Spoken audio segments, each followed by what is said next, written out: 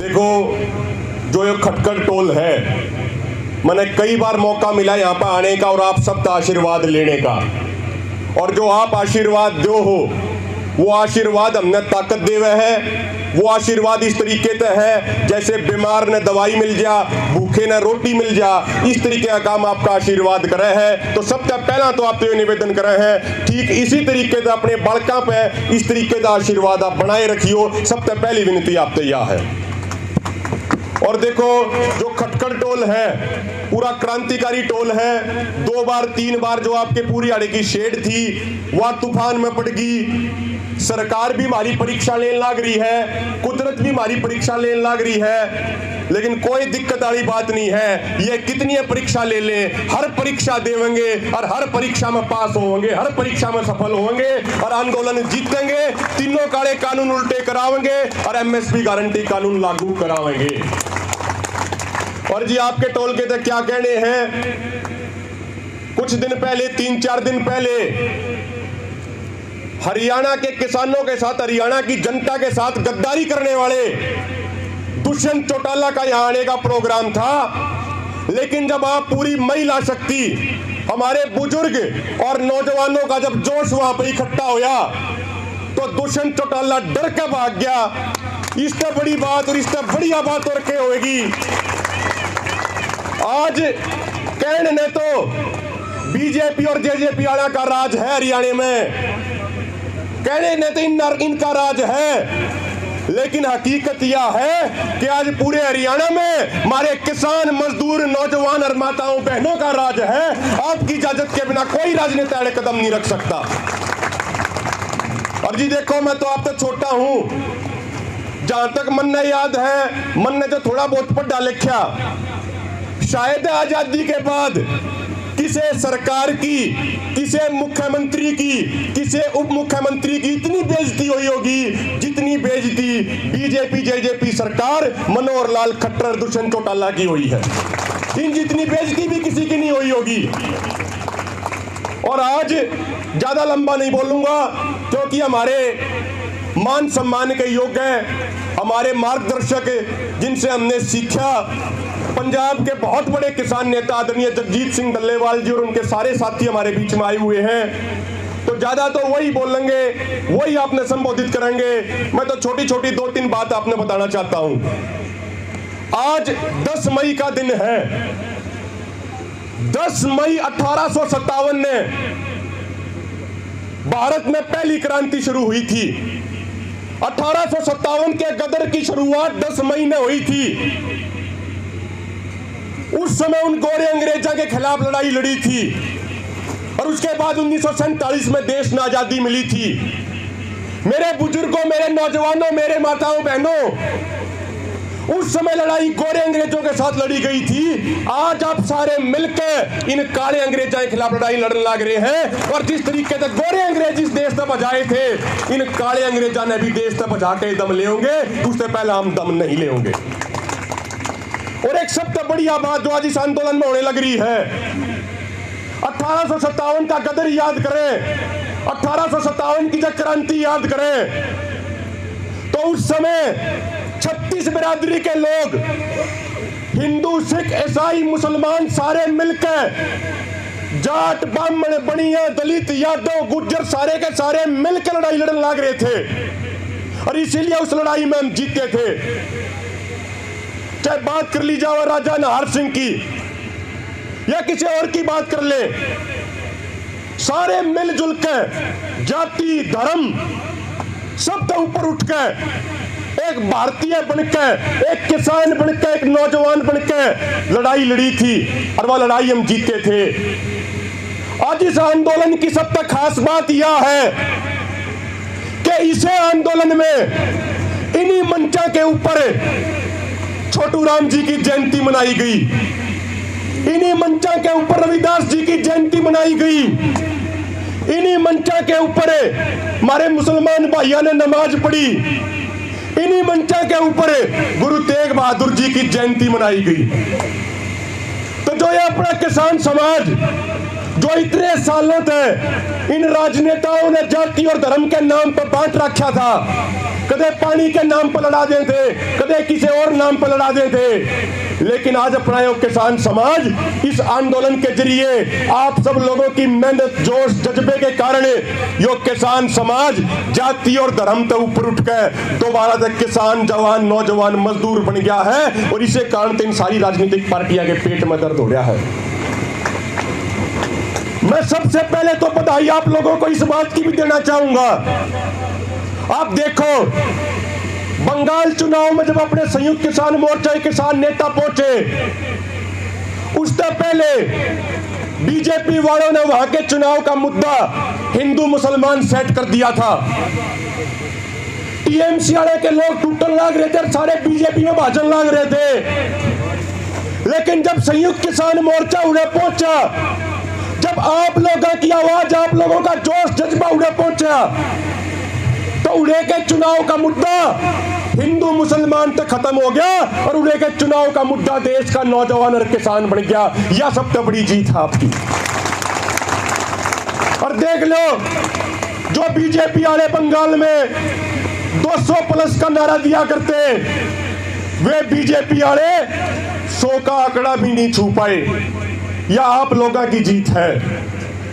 और आप यूपी में देख लो, पंचायत चुनाव थे, 3,500 सीटों पर चुनाव हुए और बीजेपी वाले सिर्फ 650 सीट जीत पाए, सिर्फ 650, 3,500 में थे। और यदि बीजेपी वाले, आरएसएस वाले यदि ये भी नहीं सुधरे तो इन्हें एक बात और कहते हैं कि जो आगे उत्तर प्रदेश में विधानसभा चुनाव लग रहा है, उन विधानसभा चुनावों में बीजेपी की सरकार बनने की बात तो दूर, बीजेपी के विधायक जीतने की बात तो दूर, इन्हें वोट मांगने खातिर भी काम में नहीं बढ़ने देंगे। इनका ऐसा हाल कर देंगे, वोट भी नहीं मांगने देंगे इन्हें। और हमारे देश का इतिहास रहा है कि जो यूपी में तो साफ हो गया राजनीतिक तौर पे, वो पूरे देश की राजनीति तक भी साफ हो जाता है, तो इन्हें पूरे देश की राजनीति तक साफ कर देंगे। और एक बात मेरे बुजुर्गों, आपने आप बात सुनकर हैरानी होगी शायद, एक ही आखिरी बात कहूं हूं कि आज के दिन जब यह सरकार ना तो किसानों ने एमएसपी दे पा रही, 6 महीने तक किसान बैठे हैं, किसानों की मांगे अब तक पूरी नहीं करी गई। यो इन्हें लॉकडाउन लगा के मजदूरों से रोजगार खोस लिए। किसी भी शहर में चले जाओ, हर बस अड्डे पे, हर चौराहे पे अपने मजदूरों की लाइन लग रही है। रोटी उन्हें नहीं मिल रही, खाने का उन्हें नहीं मिल रहा। 400 किसान आंदोलन में शहीद हो लिए। ये बीजेपी वाले उसके बावजूद हमारी शहादत का मजाक उड़ावे। हमने कदे आतंकवादी कहे, कदे हमने खालिस्तानी कहे, कदे हमारे ऊपर फॉरेन फंडिंग के आरोप लावे। इस सरकार के राज में नौजवानों ने रोजगार नहीं मिल रहा। पिछले 50 साल में बेरोजगारी इधर सबसे ऊंचे स्तर पे है। ये लोग हॉस्पिटलों में ऑक्सीजन नहीं दे पा रहे। 1 साल पहले आपने याद होगा कि जब इस बीमारी का नाम शुरू होया तो उस टाइम प्रधानमंत्री ने एक नया राहत कोष बनाया पीएम केयर फंड के नाम पे। उसमें खूब पैसे इकट्ठे करे प्रधानमंत्री ने, बीजेपी की सरकार ने। हमारे छोटे छोटे बालकों ने अपनी गुल्लक तोड़ के 2,000-5,000 रुपए उस पीएम केयर फंड में दिए। हमारे बुजुर्गों ने अपनी पेंशन में से पीछे बचा के उस प्रधानमंत्री केयर फंड में दिए। या सोच के दिए थे कि वो प्रधानमंत्री हमारे देश की जनता खातिर बेड बनाओगा, अस्पताल बनाओगा, बाकी चीजों का इंतजाम करेगा। लेकिन मेरे बुजुर्गों, बड़े दुख की बात है कि हमने तो लग गया वो पीछा भी न चुनाव प्रचार में ला दिया। आज लोगों ने ना तो ऑक्सीजन मिल रही, ना लोगों ने, शहर के लोगों ने बेड मिल रहे, ना अस्पताल मिल रहे। ऑक्सीजन तो वह चीज है जिसके ऊपर हर व्यक्ति का अधिकार है। लेकिन ऑक्सीजन की भी कालाबाजारी कर दी, ऑक्सीजन की भी जमाखोरी कर दी। इसे टाइम में अब यह बात सुन के हैरान हो जाओगे कि हमारे देश के प्रधानमंत्री खातिर दिल्ली में नया बंगला बनने लग रहा है। आज के दिन हमारे देश के राजनेताओं के ऐशो आराम और उनकी मौज के खातिर नया संसद बनने लग रहा है, और उस खातिर सरकार 20,000 करोड़ रुपए का खर्चा करने लग रही है।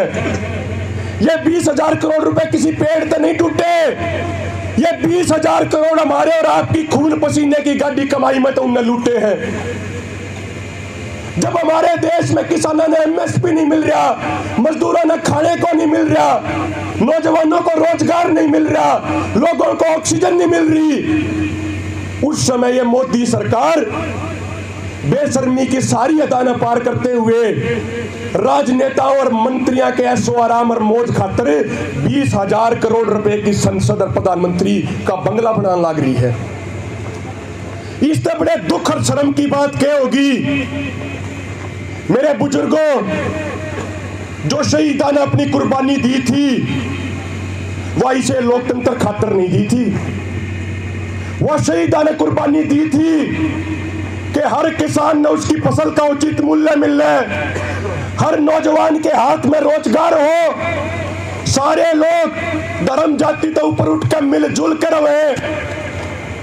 लेकिन इन राजनेताओं ने हमारे देश की जनता का खून चूसने का काम किया है। मेरे बुजुर्गों, नौजवान भाइयों, माताओं, बहनों, जो आंदोलन आज हम सब लड़ रहे हैं, यो आंदोलन इस देश की दिशा और दशा तय करेगा।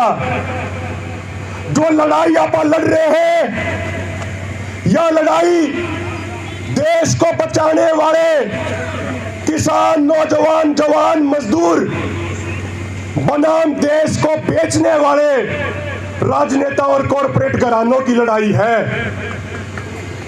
यह अपनी अगली पीढ़ी को बचाने की लड़ाई है।